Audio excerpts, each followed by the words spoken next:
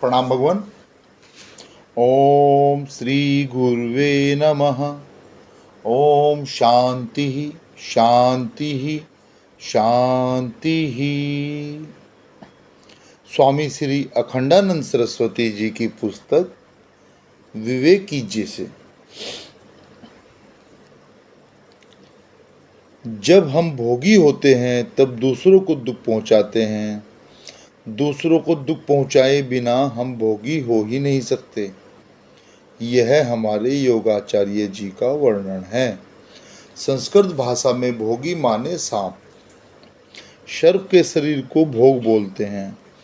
जो भोगी है वह सांप की तरह दूसरों को डसता है, तकलीफ पहुंचाता है। भोग का पेट भी भरा नहीं जा सकता। जितना जितना भोग मिलेगा उतना उतना राग बढ़ेगा कि और मिले। भोग करने की कुशलता भी ज़्यादा बढ़ेगी। तो सबसे बड़ा मनुष्य का कर्तव्य क्या है? बौद्ध धर्म की परिणति करुणा में, जैन धर्म की परिणति अहिंसा में। किसी को दुख न पहुंचाना। परिणति माने उनकी निष्ठा। आखिरी रूप कारुण्य सागर, वह तो प्रमोद सागर बोलते हैं। तत्व ज्ञान होने पर वह तत्वज्ञानी के जीवन में लहराता रहता है। करुणा का सागर छलकता रहता है। संतोष लोभ को शांत करता है। दया क्रूर शिक्षा दया क्रूर हिंसा वृत्ति को शांत करती है।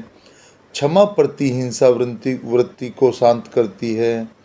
वैसे तो बड़े शांत रहते हैं, परंतु किसी ने छेड़ दिया तो भभक गए।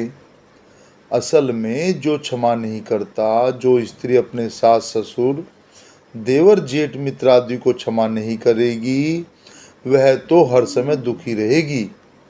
जो पुरुष अपनी पत्नी को, माँ बाप को ही, अपने भाई को, पुत्र को, सास ससुर को क्षमा नहीं करेगा, वह तो गलतियों का बदला लेने में ही अपना जीवन नष्ट कर देगा। यदि शांत मन से परमात्मा का विचार करना है तो लोभ का अभाव, संतोष हिंसा का अभाव, दया प्रति हिंसा का अभाव क्षमा चित्त में चाहिए। कपट और कुटिलता का अभाव सरलता चाहिए। परिभाषा बनाने के भी कई नियम हैं। हमारे वेदांतियों ने अज्ञान की एक परिभाषा बनाई है, ज्ञान निवृत्त्य तत्व। अज्ञान माने जो ज्ञान से मिट जाए। जो ज्ञान निवृत्त होता है वह मिथ्या है। यह नियम है। एक आदमी को हम अपना पुराना दुश्मन मानते थे, परंतु जब जानकारी हुई कि यह हमारा दुश्मन नहीं है, वही हमारी दुश्मनी का भाव मिट गया, तो हमारी दुश्मनी गलतफहमी पर आधारित थी, वह एक भ्रम था।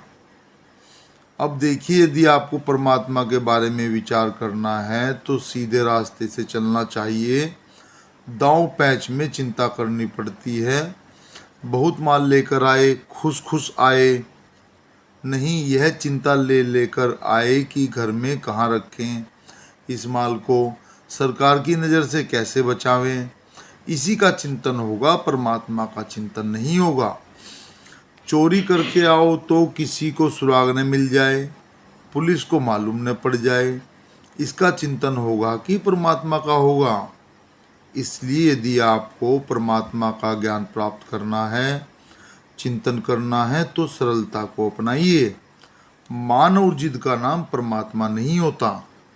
मान बैठने का नाम भी परमात्मा नहीं होता।